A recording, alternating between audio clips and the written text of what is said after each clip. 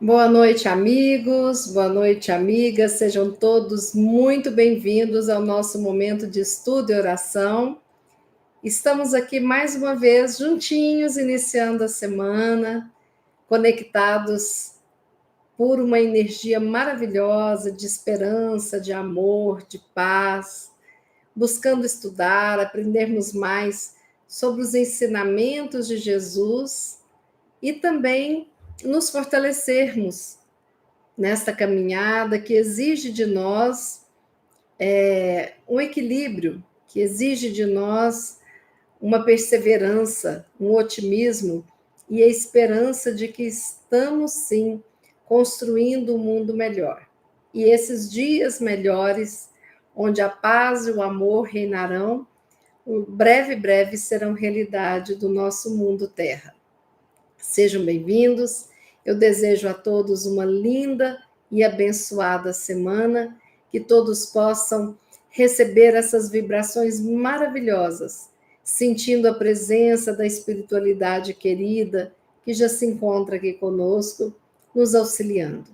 Rogamos a Jesus, o nosso divino mestre, que ele possa abençoar os nossos lares, abençoar cada um que está aqui conectado agora, abençoar aquele que vai chegando, todos aqueles que de alguma forma entrarão em sintonia com o bem, com a verdade, com o amor, ao escutar a lição de hoje.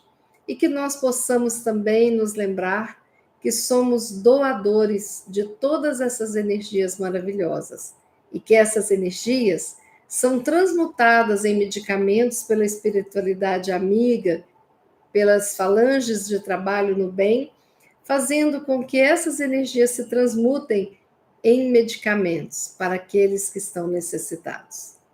Que nós possamos saudar este momento do dia com muito amor, saudando ao nosso Mestre que está entre nós e ao nosso Pai, que nos permite vivenciar as nossas inúmeras vidas, cada vez aprendendo um pouquinho mais sobre as suas leis. Sejam todos bem-vindos.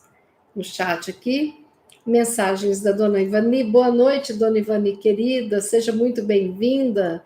Dona Maria Laura, boa noite. Solange, boa noite. Nídia, boa noite, seja bem-vinda. Amém. Ana Vera, boa noite. Fátima, boa noite. Que nós possamos, então, dar início ao nosso estudo da noite de hoje. Desculpa, estou com o ventilador aqui. Hoje nós vamos estudar este livro, Pão Nosso, que é autoria de Emmanuel, psicografia de Chico Xavier. E hoje nós leremos o capítulo 153, cujo título é Não Tropecemos. Lembrando que o Pão Nosso da coleção Fonte Viva tem uma passagem evangélica e depois as elucidações de Emmanuel. A passagem evangélica dessa lição Não Tropecemos encontra-se no Evangelho de João, capítulo 11, versículo 9. Jesus respondeu: Não há 12 horas do dia?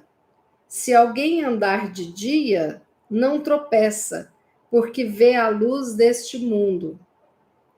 Vou repetir. Jesus respondeu: Não há 12 horas no dia? Se alguém andar de dia, não tropeça, porque vê a luz deste mundo. Agora vamos ver a mensagem de Emmanuel, que explica, que comenta essa passagem. O conteúdo da interrogativa do mestre tem vasta significação para os discípulos da atualidade. Não há 12 horas no dia? Conscientemente, cada qual deveria inquirir de si mesmo em que estará aplicando tão grande cabedal de tempo. Fala-se com ênfase do problema de desempregados na época moderna. Entretanto, Qualquer crise nesse sentido não resulta da carência de trabalho, e sim da ausência da boa vontade individual. Um inquérito minucioso neste particular revelaria a realidade. Muita gente permanece sem atividade por revolta contra o gênero de serviço que lhe é oferecido ou por inconformação em face de salários. Sobrevém de imediato o desequilíbrio. A ociosidade dos trabalhadores provoca a vigilância dos mordomos, e as leis transitórias do mundo refletem animosidade e desconfiança. Se os braços estacionam, as oficinas adormecem. Ocorre o mesmo nas esferas de ação espiritual. Quantos aprendizes abandonam seus postos, alegando angústia de tempo? Quantos não se transferem para a zona de preguiça porque aconteceu isso ou aquilo em pleno desacordo com os princípios superiores que abraça? E por bagatelas, grande número de servidores vigorosos procuram a retaguarda cheia de sombras. Mas aquele que conserva a acuidade auditiva ainda não escuta com proveito a palavra do Senhor. Não há 12 horas no dia? Se alguém andar de dia, não tropeça. Uma lição muito interessante essa, né? Não tropecemos. Primeiro, o entendimento, né, desse título. O que é tropeçar, né? Tropeçar é esbarrar. Né? Tropeçar é quando nós pisamos, né, em falso e em algum objeto à nossa frente, né? Então, quando existe um tropeço, nós muitas vezes tropeçamos, o nosso próprio pé, né, pisa em falsa falha e dá aquele tropeção, outras vezes nós mandamos o nosso pé de encontro a um obstáculo qualquer do caminho, né? Então, eu posso tropeçar em um sinal que está no chão, posso tropeçar numa pedra, posso tropeçar na escada, um degrau, né? Mas aqui, nesse sentido de esbarrar em algo, né, não tropecemos. Por que Jesus fala para a gente não tropeçar? Né? Qual que é o sentido de não tropeçar? Na Bíblia, existe uma expressão idiomática chamada pedra de tropeço. E às vezes eles chamavam as pessoas, algumas pessoas, como pedra de tropeço. O que é a pedra de tropeço? Né? Se eu estou andando e tem uma pedra e eu tropeço, impede a minha caminhada, faz com que eu caia, faça com que eu machuque, né? Impede a minha caminhada serena e tranquila.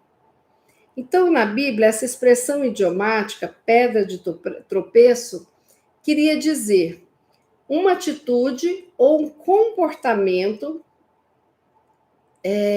de alguém que conduz o outro ao pecado, ao erro. Entende? Então, pedra de tropeço é aquele que leva o outro a pecar, a errar. Né? Alguns daquela época chamavam Jesus de pedra de tropeço, como se seguir Jesus fosse pecado, como se ele estivesse levando algumas pessoas para o erro. Entendem? Bom, quando nós tropeçamos, nós pisamos em falso de alguma forma, né? E o tropeço, a pisada em falso, ela nos leva a um desequilíbrio. Muitas vezes eu fico ali tentando lutar para lá e para cá, buscando equilíbrio para não cair. Outras vezes eu não consigo manter o equilíbrio e o tropeço é tão forte que eu tropeço, desequilibro e caio. Tem um tombo. Algumas vezes, quando eu tenho uma queda, essa queda eu espero, levanto e tudo continua, né? há outras vezes que essa queda gera dores, fraturas, impedimentos do caminhar tranquilo, né? Então, assim como tem a pedra do tropeço, existe o quê? A pedra da salvação, que seria o oposto dessa pedra do tropeço. Entende? Olha que interessante isso, né? A pedra da salvação. Então, quando é colocado ali naquele local a primeira igreja erguida por Pedro, a primeira pedra que iria dar início à construção daquela igreja, aquilo é uma pedra da salvação, né? Então, o que são as pedras da salvação? São aquelas que nos salvam de cair em erros, né? De machucarmos, de nos ferirmos. Dito isso, nós podemos traduzir o não tropecemos para não erremos, não hesitemos, né? Porque o tropeço é aquilo que nos leva a é como se uma hesitação na caminhada que nos leva à queda. Pode ser um erro também, não é mesmo? Bom, o que Jesus quis dizer com isso? Ele proibiu a gente de tropeçar? Ele falou, é proibido tropeçar? É proibido errar? Não.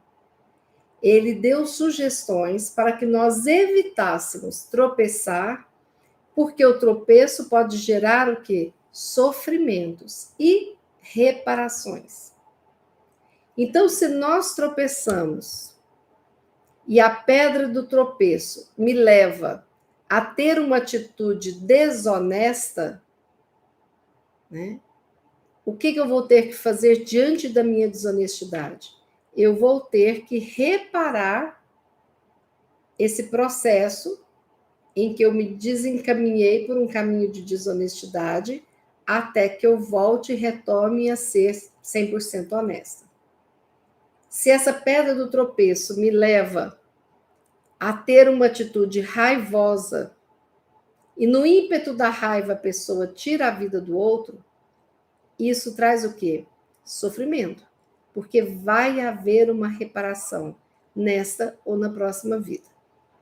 Quando, então, Emmanuel coloca esse título, Não Tropecemos, baseado na palavra de Jesus, é que a gente precisa de buscar o quê? Estar equilibrado, estar no caminho do bem e estar certo de que nós estamos vigilantes.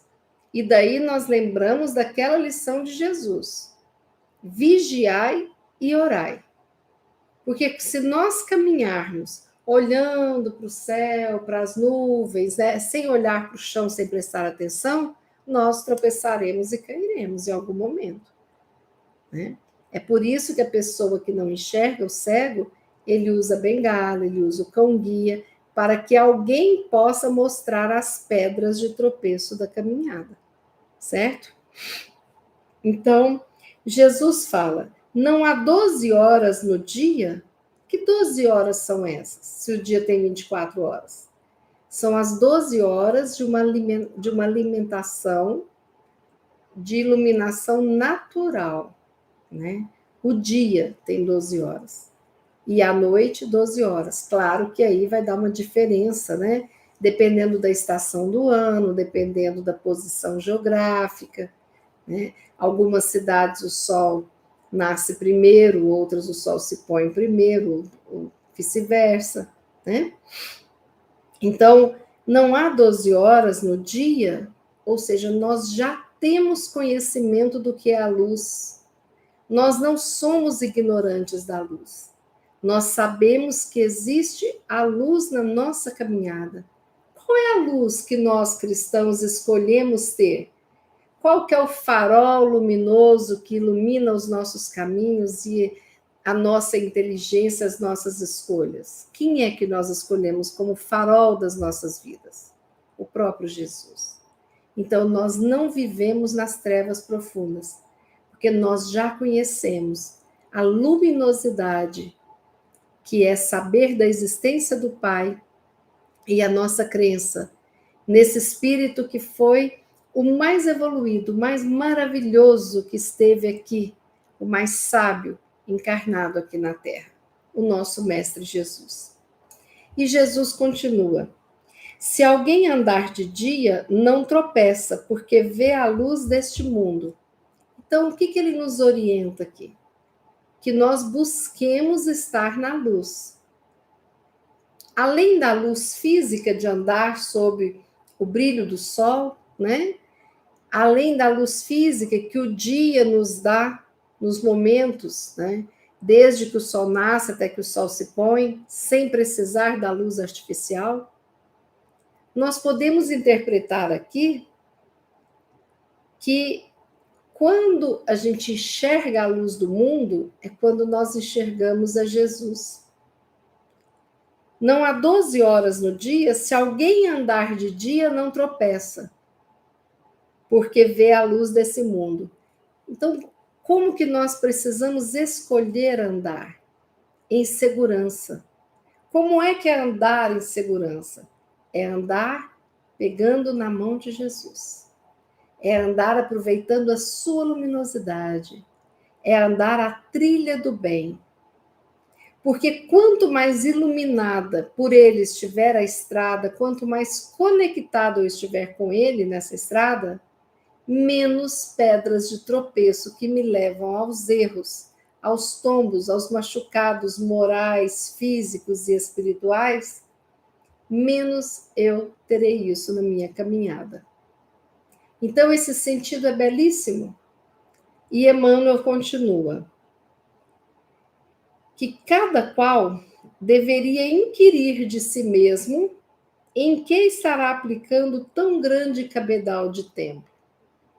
E essa fala de Emmanuel mexe com o nosso coração, porque nós temos pelo menos 12 horas e um dia para aproveitar essa luz. O que nós estamos fazendo com esse tempo? Mas traduzindo, meus filhos, se vocês já têm a noção de quem é Jesus, se vocês têm acesso ao Evangelho, aos ensinamentos dele, se são dados para você oportunidades de trabalho diante e dentro dessa luminosidade, o que você está fazendo do seu tempo? O que nós estamos fazendo com esse tempo em que nós estamos na luz? Pois acreditamos nas nossas ações no bem. O quanto estamos trabalhando na luz? No nosso trabalho, com empenho, com responsabilidade, com compromisso, sem inveja, sem puxar o tapete do outro, sem subir na moleira do outro. Isso é trabalhar na luz. Como é que eu estou trabalhando na luz na minha casa espírita, na minha igreja, no meu templo? Como eu estou trabalhando na luz no meu lar? Com os meus amigos, com a minha vizinhança? Porque tudo pede trabalho. A nossa postura diante de um vendedor, de um entregador que nos traz a comida na porta de casa, é aproveitar cada momento e alimentar essa luz. Porque o que a gente tem aprendido dessas energias fotovoltaicas, energia solar? Que aquelas placas ficam ali na luz, né? E aquela luz que ela recebe durante o dia mantém a condição de esquentar a água do chuveiro à noite. A luz fica, o trabalho fica ali. É guardada essa luz. De alguma forma, nós guardamos essa luz dentro de nós. Então, nós escolhemos estar com a luz ou com as trevas. Só que nós não teremos mais, nem se quisermos, o contato, nós não somos seres trevosos mais, porque nós já conhecemos a luz. Agora, nós somos os seres iluminados que poderíamos ser com a nossa trajetória? Ainda não. Por quê? Porque falta o verdadeiro trabalho na luz. E lembramos de Chico Xavier, que ele nos conta que, conversando com todos aqueles espíritos que mandam mensagens, né, tendo acesso a essa comunicação, o maior arrependimento da grande maioria era o quê? A inutilização do tempo que teve aqui na Terra. Esse é o maior arrependimento de todos os espíritos desencarnados. Muitos não adquirem a consciência da luz, do tempo. Muitos têm consciência, mas fazem de conta que não têm. E matam o tempo aqui, sem fazer o bem. E muitos fogem da luz e escolhem as sombras. E Emmanuel dá um exemplo da ênfase do problema de desemprego na época moderna. E ele fala que não é falta de trabalho que existe no mundo, mas a ausência da boa vontade individual e coletiva. E isso é muito interessante, porque o desemprego, se nós tivéssemos menos interesse em lucros extraordinários, se nós aceitássemos uma divisão mais igualitária das tarefas, né? Que muitos países têm isso, né? Tem países que a pessoa que faz um serviço de técnico não tem uma diferença tão grande salarial de um nível superior, porque a pessoa tem um trabalho ali para fazer e se mantém com dignidade. Países como o Brasil têm uma diferença imensa, né? Porque tem o técnico em uma empresa que ganha metade ou menos da metade do que alguém que tenha um diploma de nível superior. Então, precisa de uma boa vontade em valorizar todos os trabalhos que são feitos. O que seria de nós se todos fossem advogados, se todos fossem dentistas, se todos tivessem uma formação tal e qual? O que seria de nós se não houvessem pessoas dispostas a ganhar menos para dar aula, para assumir a carreira de professor? O que seria de nós se não tivesse pessoas que fazem uma faculdade de enfermagem, ao invés de fazer uma faculdade de medicina, porque querem estar ali, né, um contato mais direto com o outro, na internação, no tratamento? O que seria de nós se não houvessem os lixeiros, os motoristas? O que seria de nós se não houvessem as pessoas que trabalham carregando as nossas compras, transportando, né? Então, a nós cabe a experiência de trabalharmos no bem, independente de onde estivermos, que nós possamos levar paz, alegria, amor a todos, absolutamente todos, que cruzarem o nosso caminho. E Emmanuel fala que muitas vezes as pessoas ficam desempregadas porque se revoltam contra o gênero de serviço que lhe é oferecido, ou que são inconformados com os salários. E isso acontece. Muitas vezes eu já vi a pessoa falando: não, eu trabalhar pelo salário, eu prefiro não trabalhar, eu fico em casa. Então, tem pessoas que se acostumam a pedir e não querem trabalhar pelo salário, né? Ou às vezes a pessoa que tem um emprego, mas continua desempregada, porque menos do que aquele teto eu não trabalho. Isso acontece? Acontece, né? E Emmanuel fala que às vezes isso gera um desequilíbrio, porque às vezes a pessoa trabalhando no bem, ali trabalhando para o seu bem, ela já abre portas e vai o movimento da vida e vem chegando de uma forma muito bacana, né? É muito interessante porque a gente via, muitas vezes a gente tinha um coleguinha, assim, entrava numa empresa e a pessoa, eu conheci um rapaz que ele entrou numa empresa de telefônica, que ele separava os fios, enrolava, desenrolava os fios para instalar os fios de telefone. Mas ele pedia para aqueles técnicos emprestarem os livros que ele queria ler e conhecer melhor. Era um menino pobre, que tinha uma mãe pobre, que criava ele sem pai.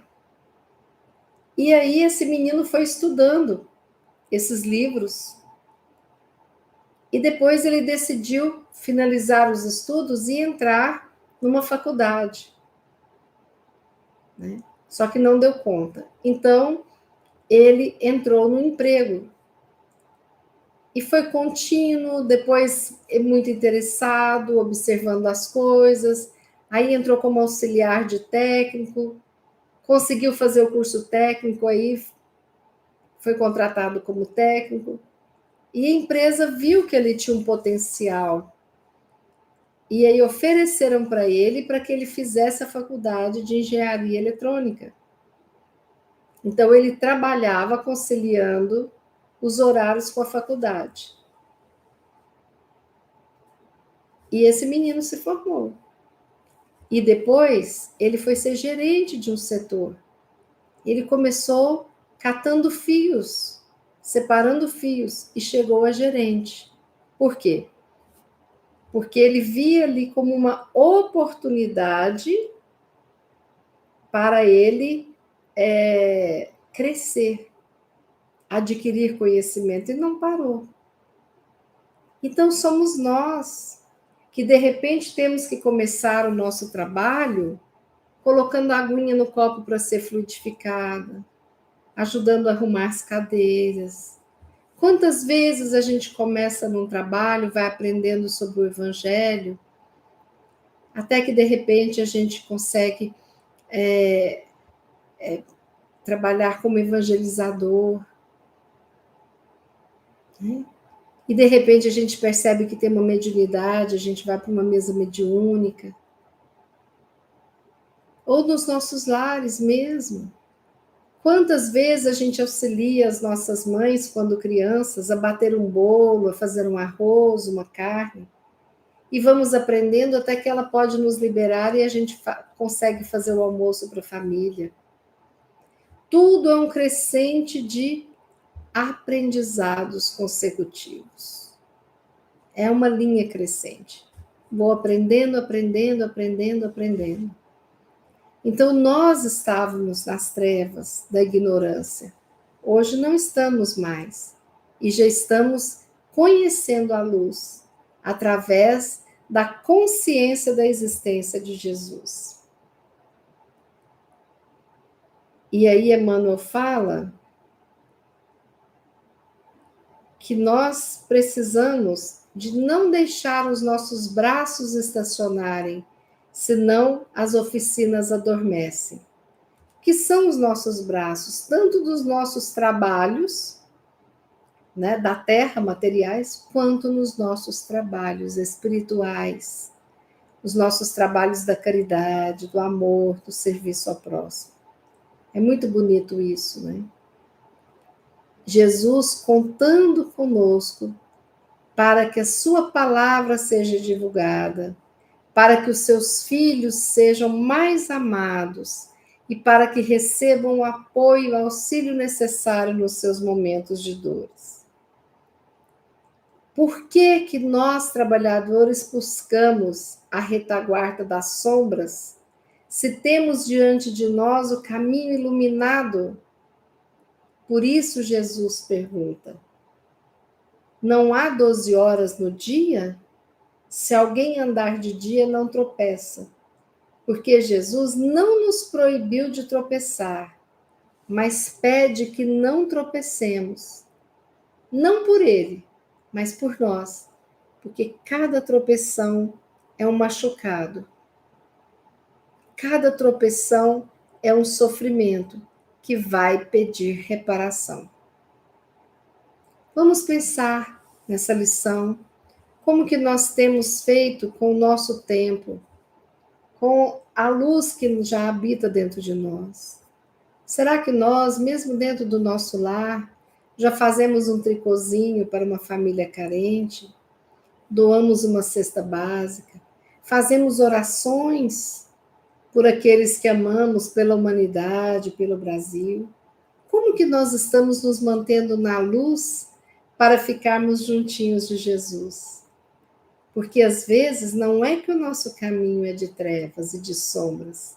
Às vezes nós nos afastamos do caminho iluminado por Jesus por comodidade, por preguiça, por ignorância. Voltemos a caminhar na luz, porque o nosso dia, cada dia tem 12 horas de luz a nos guiar, pelo menos. Confiemos, perseveremos e sigamos adiante, sempre.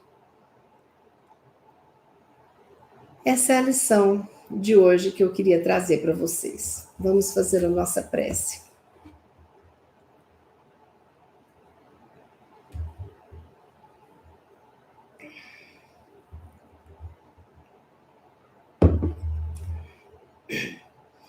Respirando profundamente, vamos agora fazer a nossa prece.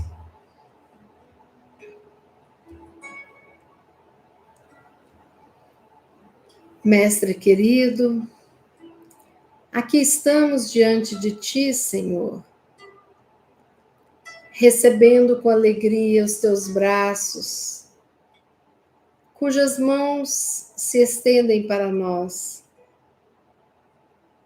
e cujas luzes se estendem, saindo das Suas mãos divinas. Que possamos permitir que essas luzes penetrem o nosso ser,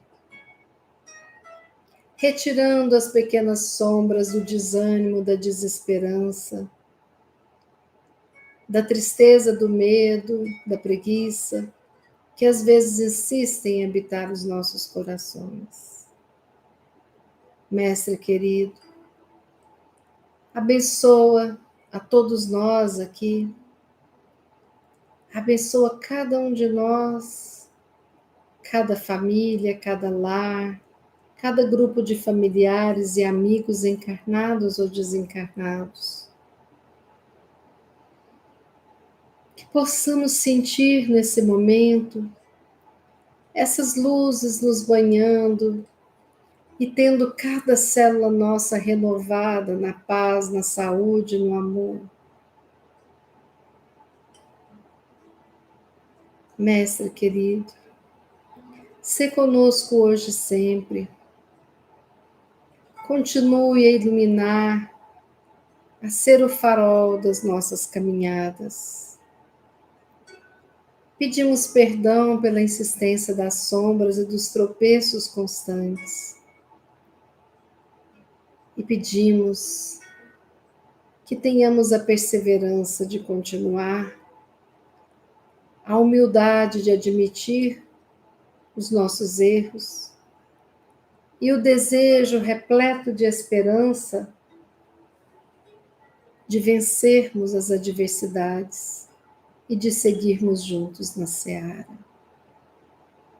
Mestre amado, abençoe a todos nós que estamos aqui, reunidos em Teu nome, encarnados e desencarnados.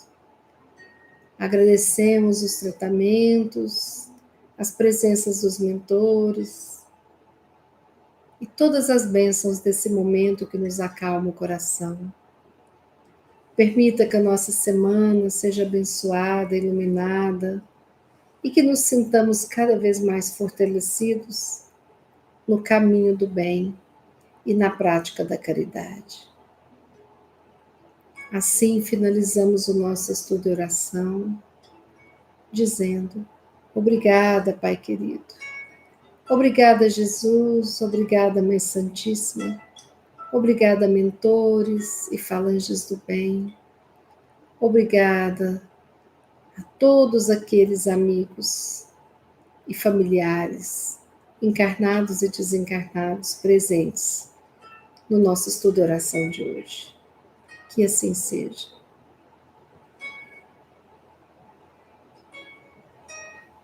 Amigos, boa noite, o meu abraço fraterno, o meu muito obrigado por mais um dia que estudamos juntos. Vamos refletir nessa lição tão importante e vamos desejar estar com a luz, porque onde há luz, há a presença do Mestre. Que Ele nos abençoe, nos fortaleça, nos guie e nos ilumine. Lembrando que quarta-feira, dia 10, estaremos aqui juntinhos ao vivo para mais um aprendizado do nosso estudo e oração. Aquele que gostou da lição, dê like, compartilhe com os amigos. O meu agradecimento à presença de cada um de vocês. Até quarta, se Deus quiser, e Ele há de querer. Boa noite para todos nós.